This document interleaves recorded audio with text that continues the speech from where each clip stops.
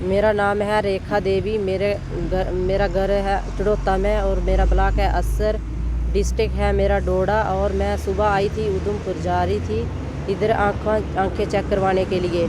और मैं बस से मेरा चश्मा गिर गया था और मैं चश्मा देखने के लिए जा रही थी और बैग पीछे रखा था मैंने। वो तब तक वापस आते तक मेरा बैग ही उठा के ले गया था कोई। और किसी को भी मिल सकता है तो मेरा नंबर है 8899823814। तो इस पे कॉल करके मैं बड़ी मेहरबानी करके कि वो मेरा बैग वापस कर दे। मेरे नंबर पे फ़ोन भी कर सकते हो आप, और तो जखैनी चौक पे भी छोड़ सकते हो। बहुत बहुत शुक्रिया आपका। मैं आपके आके हाथ जोड़ती हूँ कि मेरा बैग दे दीजिए जी।